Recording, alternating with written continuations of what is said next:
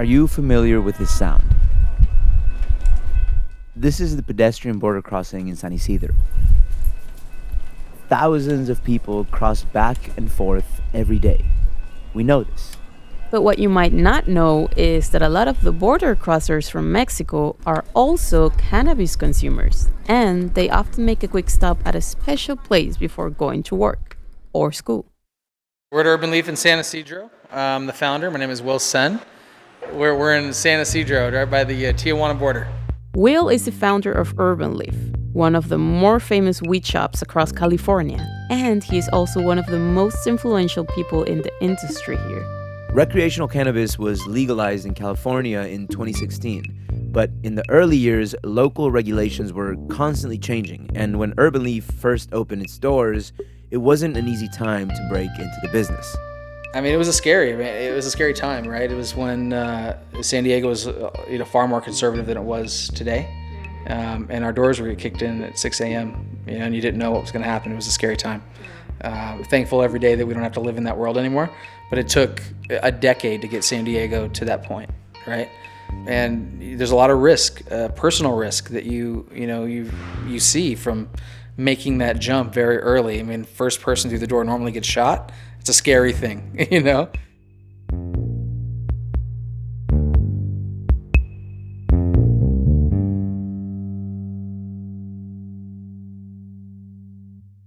From KPBS and PRX, this is Port of Entry, where we tell cross-border stories that connect us.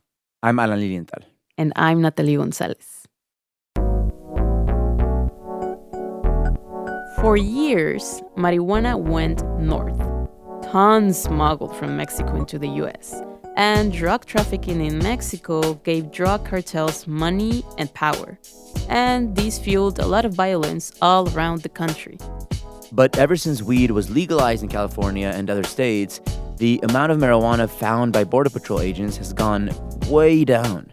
Seizures declined 78% from 2013 to 2018. Now it's the other way around. Mexicans are going north to buy weed, and California weed is going south, entering Mexico illegally. Here's Will Sen of Urban Leaf again. California in general has the best weed in the world. California cannabis is the brand. So when we interviewed some people who crossed the border to buy at Urban Leaf, their cross-border experiences as weed consumers were pretty similar. I work over here, so I cross every day, and just we come over here just for weekends. I usually buy pre-rolls. I'm lazy, so I just buy the pre-rolls that are ready to go and edibles. There are different types, like the names and the THC. I mean, it's a lot of different too. Yeah, it's better over here. Yeah, for example, they all talked about the experience of buying marijuana in the U.S. and crossing with it back to Tijuana. I mean, there is a method and there is a rule, and it's just always keep everything on your body. But technically there are rules that they can check everything in your car, but they can't really do that to you unless there's another reason or anything like that. And we have mentioned this before. These two women also told us about how a lot of Mexicans really don't have a good perception of cannabis.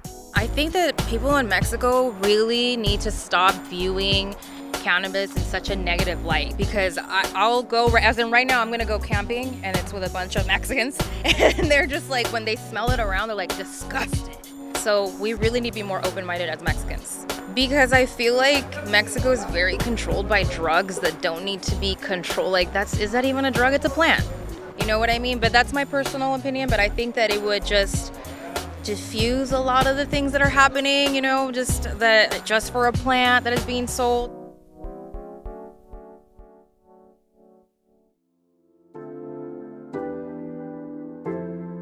I mean, it's obvious that weed consumers who live in Tijuana and have a visa or dual citizenship, they're gonna cross the border to buy weed. But here's the other thing about Tijuana. It is a border town with a lot of potential in the cannabis industry, and a lot of people think the city could benefit economically when cannabis gets legalized. Yes, and it's not only dreams and fantasies. Tijuana already has a bunch of weed entrepreneurs and activists. They're just waiting for the green light. Hello, my name is Luis Olachea. I am an attorney here in Mexico. The state cannot tell you what to do or what not to do, especially with the way you conduct yourself on life. So if you want to drink, well, you can go to the liquor store and buy a drink. If you want to smoke, you can go to the liquor store and buy a smoke. Why is it that something like cannabis is so blocked? And we started researching, we started reading, and well, we found out that it's a basic human rights issue. Alan, bienvenido Border Grower. Gracias. We sell everything that you need to grow, like nutrients, lights, grow tents, all the tools, all the accessories that you need for that. My name is Pedro Gastelum and I'm the owner of Tijuana High Club. Tijuana High Club is a smoke shop, but we hope we can be the first one selling weed in Tijuana. We're trying to be focused on not just the smokers, not just the regular stoner. We think we can focus on CBD. We can help the whole society with the weed. Today in Port of Entry. We continue with stories about crossing the border to change minds. In this episode, we introduce you to some influential characters in the cannabis industry from both sides of the border. Thank you for listening. No se muevan.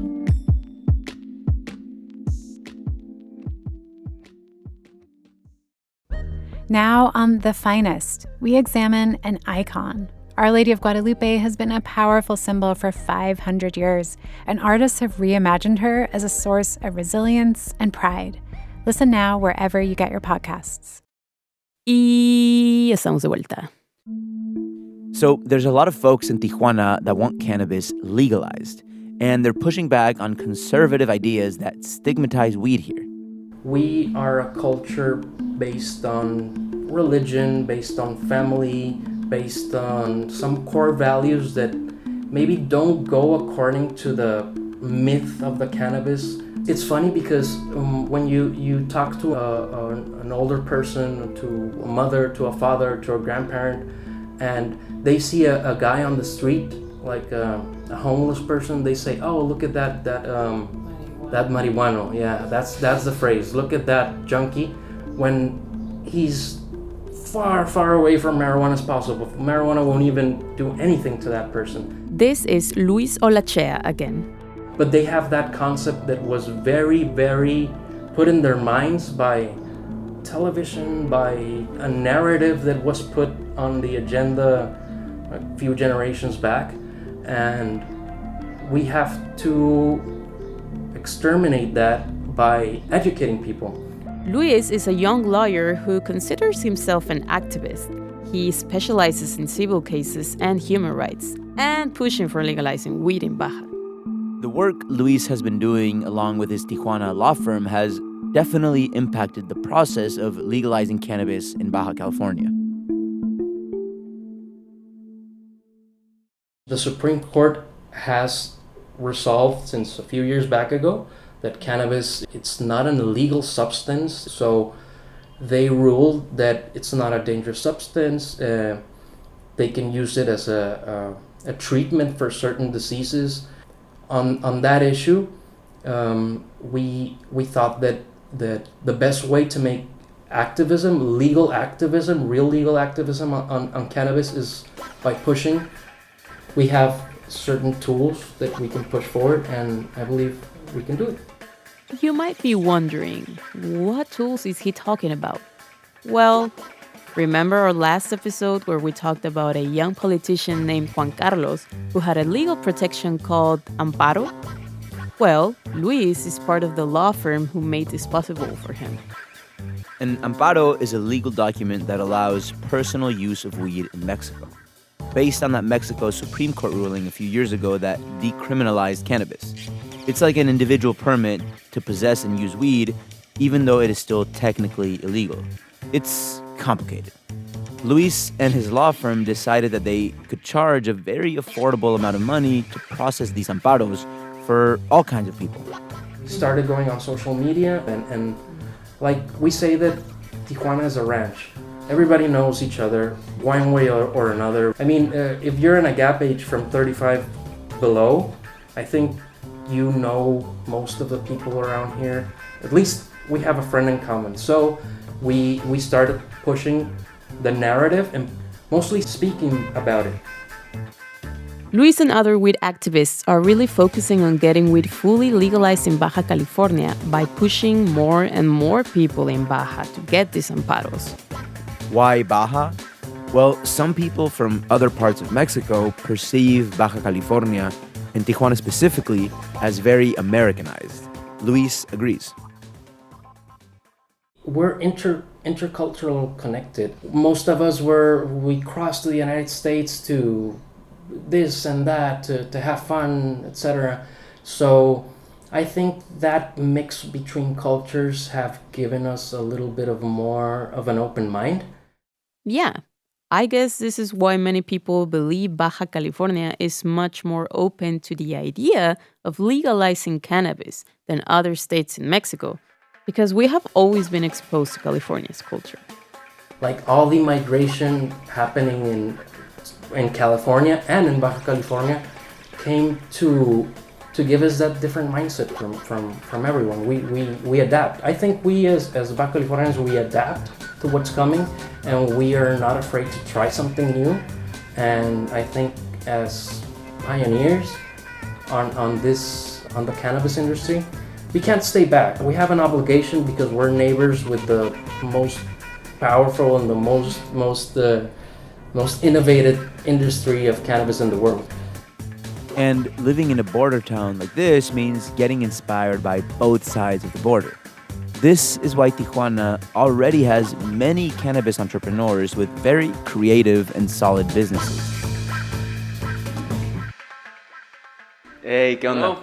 Mucho gusto. Mahler, ¿cómo estás? Alan, bienvenido Border Grower. Gracias. This is Mahler Calleros. We are the only store that sells these products in, I think, all the north part of the country. Mahler and his brother are the owners and creators of Border Grower Shop, a store in downtown Tijuana that provides almost all the supplies you need for growing cannabis.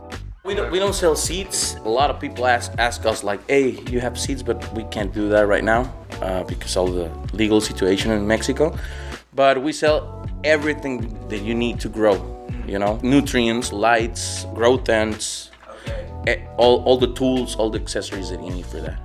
A few years ago, I went with my brother to Humboldt, California to look for some learning, It was impossible to do it in Mexico. The only place that we can go to learn was California. But Mahler and his brother didn't work at Humboldt for too long.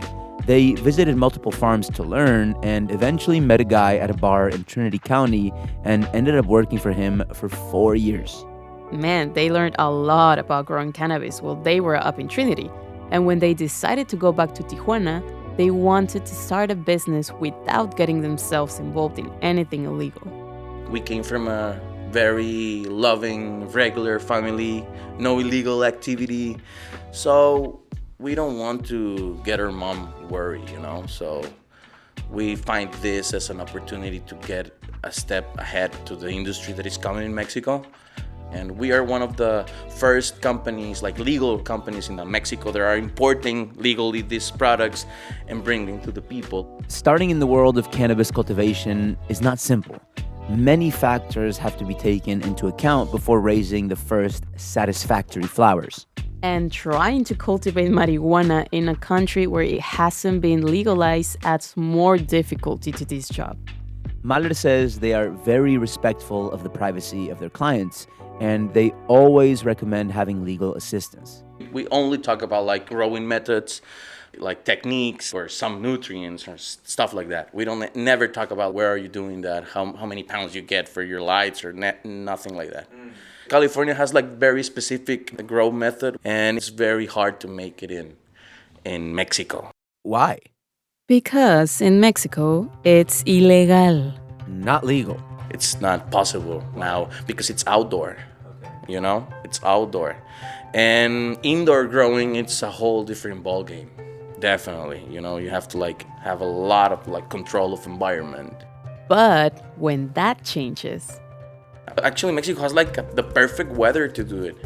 Border Grower is a business with solid inventory. They have around 400 products and 90% of their sales are online, so they ship a lot of products to other parts of Mexico through e-commerce. But look, Mexico's mail delivery system is not the most effective, and sending large shipments to other parts of the country has its challenges. Everything that travels from Tijuana to the south part of the country has to pass the dos puntos de inspection points. So people are like taking our package and, hey, there is no like importation document. And there is an importation document. All of our products are imported. I need you to deposit 3,000 pesos in this OXXO account. The first time we pay, the second time we were like, you know what? That what you're doing is illegal. So I'm gonna do something. 10 minutes later, oh, we found the document. My name is Pedro Gastelum and I'm the owner of Tijuana High Club. Pedro Gastelum's Tijuana High Club hopes to be the first to sell legal weed in Tijuana. Here in Tijuana, you can get a lot of jobs just talking English and doing the hustle. Like, if you try to make money, you just try to sell something or connect someone, and that was my job. I went to study to Mexico City, and then I came back, and I'm like, oh, I have all these ideas. To describe Tijuana High Club, THC for short, it is many cool and creative things mixed into a smoke shop where they sell all the essentials to consume cannabis, like bongs, vaporizers, organic wraps, etc. And like many businesses in Tijuana, it all started with a very simple idea, and it eventually became something with the bigger vision. I ran into this friend that he was selling bongs. Then I told him like, hey, I can take good pictures of your stuff. Okay, I pay you with bongs. So when you come with me, I sell you a bong. But I wasn't even a smoke shop. My friend told me, okay, if you rent a place, I give you the half. And we start. And then he gave me the money. And I had all kind of friends, so I told him like an architect friend, hey, can you do me a render and all this stuff? And that's how it started. And then I contacted some of my friends that graphic designers, and that's how we came with all these ideas. Tijuana High Club is way more than just a smoke shop. Pedro has created a solid community over the years, and he wants his business to be for everyone, not just weed smokers. Most of the people cross to the States, and right now, if you got a grandma or your mother, you recommend CBD or something weed related, even if you don't smoke weed. And as long as it doesn't get me high, I can try it. So most people right now is like more open about that. Pedro sees huge potential for Tijuana High Club. And to be honest, it's going to happen through here. So I think it's gonna be great. There are already super big names in the industry, and why don't look at Mexican market when it has a lot of potential. Many people are users already, and they don't have the same quality as American companies. So I think they're going to do great in Mexico. The vision Pedro has for THC is unique. He is creating different spaces for other people with creative businesses in Tijuana and even artists. Yeah, for example, he wants to build a music studio where a bunch of people can collaborate together, fashion designers, photographers, musicians, and start a ceramic workshop too. The idea that I had is that we're gonna build this cafe, so everyone is you can come in and there's nothing to hide. And in here, we're gonna build a music studio. So I'm gonna invite people to that, and maybe we can start a podcast, something like that. And everything is gonna be connected to Tijuana High Club. THC is already well known in Tijuana, in part because they have a few locations around the city. And there are around 20 other smoke shops in Tijuana. But of course, the success of Tijuana High Club and the other businesses similar to this one, and all the ideas that Pedro has visualized for the future, depend completely on the legalization of cannabis in Mexico. No se vayan a ningún lado. Ahorita volvemos. Now on The Finest. In San Diego and beyond, Our Lady of Guadalupe has morphed in meaning and form over the past 500 years. She can be a source of comfort. She can be a source of pain. Her power comes because she has all of these different facets to her. Listen now wherever you get your podcasts. Y ya regresamos con más. People like Pedro who are on this industry, they can benefit from, let's say, in 2 years, everything's going to be legal and there's going to be a ruling and everything is going to be nice. Again, Luis Olachea here. So since they already started on this industry, I believe that they are pioneers on this and they will be able to capitalize on the market because people already know the branding. People know THC, Tijuana High Club. Luis believes the legalization of cannabis in Baja California could really boost the local economy because tourism in Tijuana has been growing steadily in the past years due to the culinary deliciousness, craft beer, and other recreational activities. Now, imagine a city with all this growing tourism plus legal cannabis? What? I think if you smoke cannabis, you're gonna want to eat something good, and we have lots of options to eat something good here. The industries that are here on Tijuana by tourism, food, experiences and services, they can benefit a lot from the cannabis industry. But not all Mexicans or even Tijuanenses are in favor of legalization.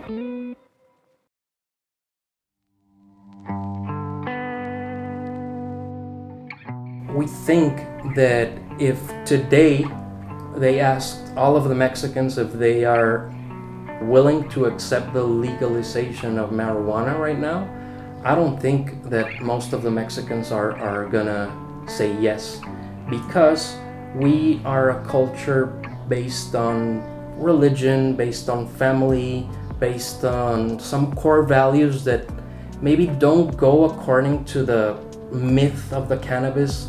So legalization may or may not be in the cards as quickly as Luis and others would like.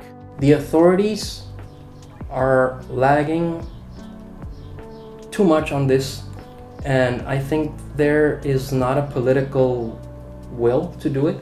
It's not on the political agenda of this administration. So the thing about weed in Mexico, and the reason a lot of our parents and the older generations have such negative views about it, is because marijuana has always been heavily associated with the cartels and all the violent things that they've done over the past few decades. Because as long as weed has been illegal, the cartels control it. There really hasn't been any scientific or medical backing to this stigma. It's been purely the association with the cartels. So I think now that things are becoming legal and the actual health benefits of cannabis are becoming more apparent, that stigma is starting to lift.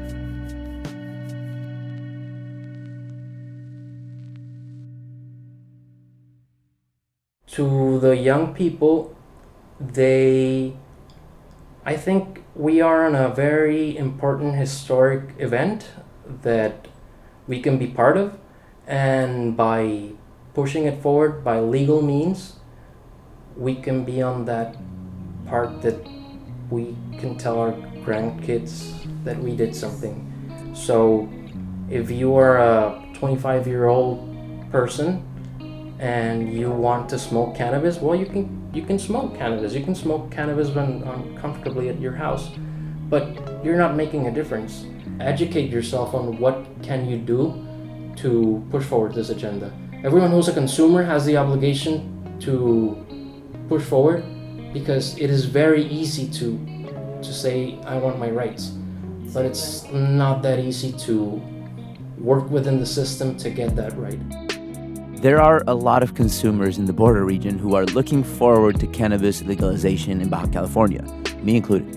And there are a lot of entrepreneurs looking forward to capitalizing on the industry when that happens. But as we heard, there's still some political challenges and cultural conservatism to deal with. In the meantime, weed will continue to be part of the cross-border experience like it has been for decades.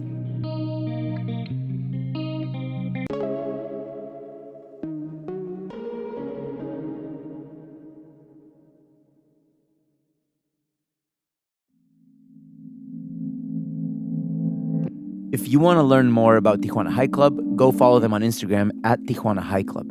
And if you want to know more about Border Grower, you can visit their webpage, bordergrower.com. Don't forget to follow us on Instagram too at Port of Entry Pod. This episode of Port of Entry was written and produced by Natalie Gonzalez and Elisa Barba. Adrian Villalobos is the director of sound design. Elisa Barba is our editor. Lisa Morissette is operations manager, and John Decker is the interim associate general manager of content. This program is made possible in part by the Corporation for Public Broadcasting, a private corporation funded by the American people. Soy Alan Lilienthal. Y yo soy Natalie González. Nos vemos pronto.